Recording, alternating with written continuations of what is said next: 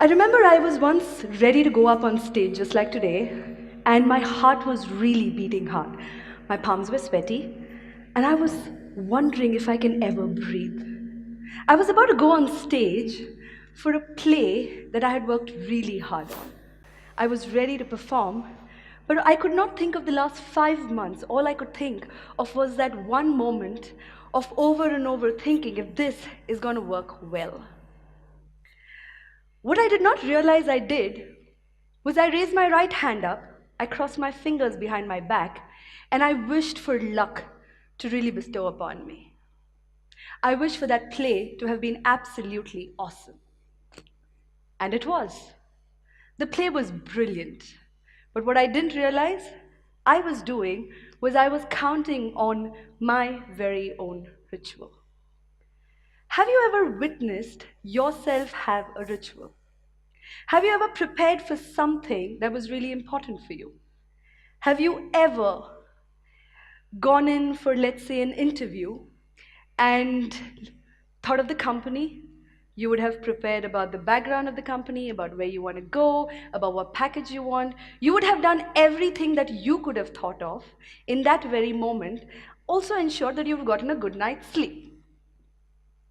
You would have woken in the morning and you would have probably indulged into something that would sound as familiar as this.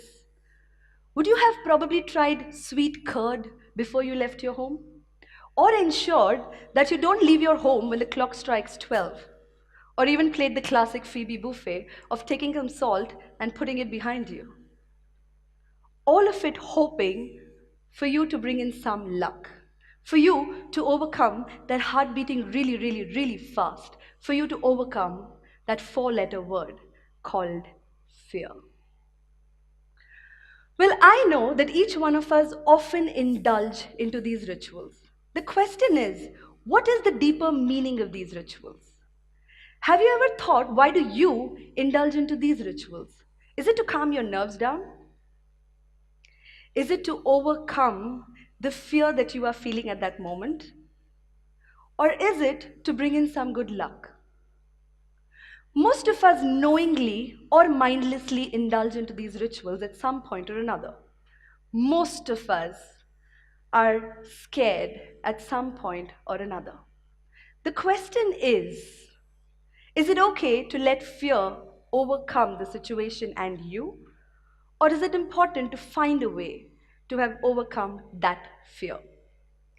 About 10 years ago, I remember I was walking a similar path as each one of you was. About 10 years ago, I was in search of that ritual, a ritual that would give me strength, a ritual that would give me courage, a ritual that would tell me, Rohini, you know what, you are safe. A ritual that at that point of time I did not know had the power to change everything for me. And then I found my ritual. My ritual is called as Ritual 108.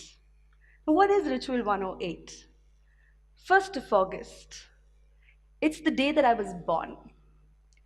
Every single year, I have indulged into a ritual on the day that I was born. And what I call it my birthday ritual. Now, my birthday ritual had experiments like a trek in the Himalayas, or a bungee jump in Thailand, or quad biking at Dubai, surfing at Bali, or let's just say scuba diving at Maldives. Or did it have snorkeling, zip line, zorbing, horse riding? Now, each one of you would say, Rohini, wait, those words don't sound like a ritual. Whoever said rituals had to be traditional or sacred? Well, each of these ritual offbeat has given me immense strength to move and go and be where I am today. I remember my bungee jump in Thailand. People would often say that, Rohini, these rituals are insane. And I would probably agree with them. Insanity is something that each one of us indulge into at some point or another.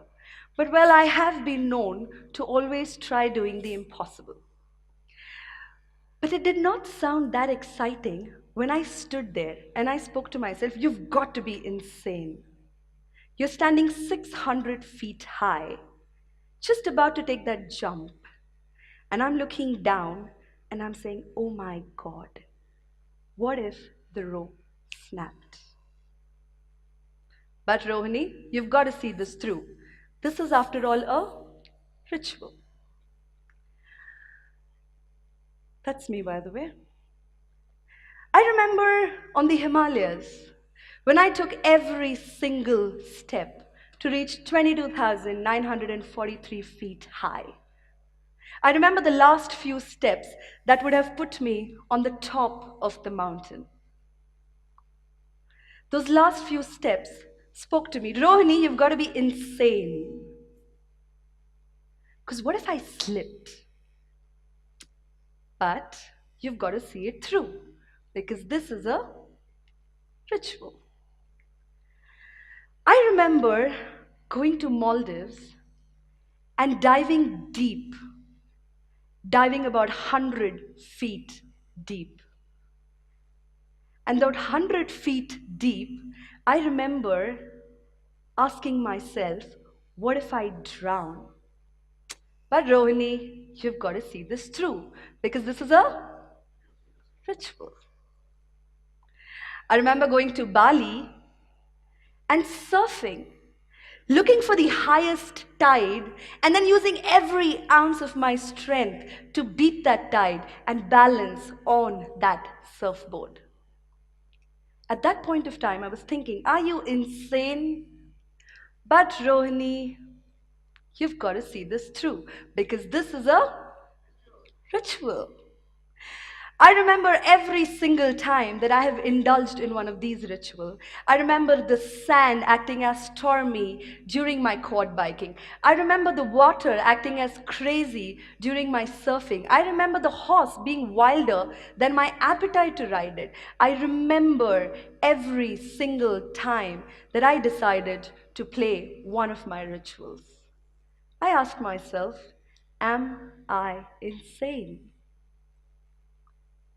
At that point of time, when the insanity indulged over and over and over again helped me overcome something that runs in each of our mind over and over and over again.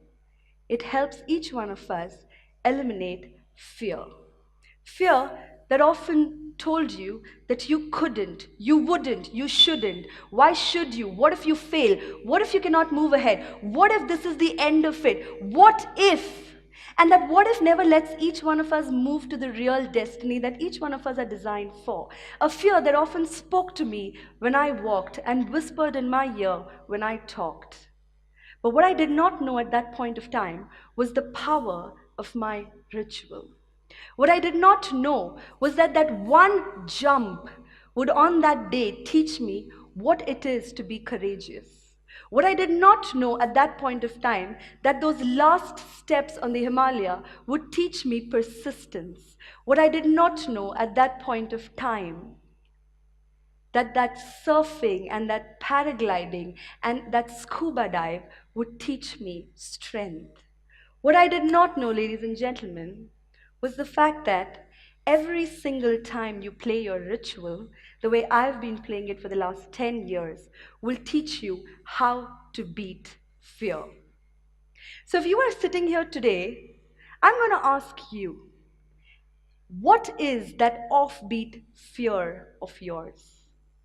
And what is that offbeat ritual of yours? Have you ever sat and done something absolutely crazy?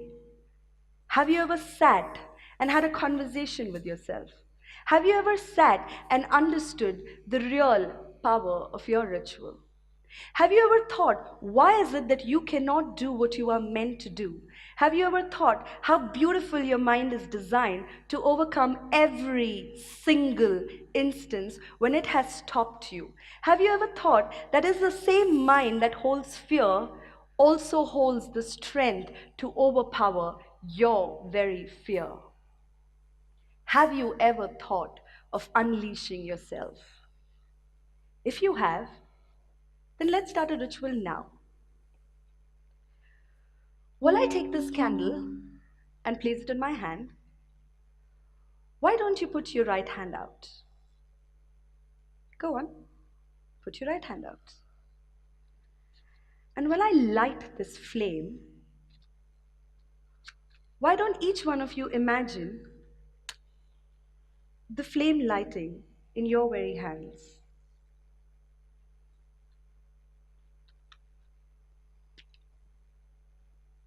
So, what I would like you to do is I would like you to imagine this flame on your palm. And I would like you to have a conversation with this flame. And I would like you to believe that if someone else standing here can, then what can you not? And every time you do that, ask yourself, are you ready to unleash the warrior within? Are you ready to witness the power of ritual? Are you ready for yourself to be you? So go home today and think of that one ritual that is very, very, very close to your heart. One ritual that need not necessarily be traditional or sacred, but a ritual that will help you redefine you. Thank you.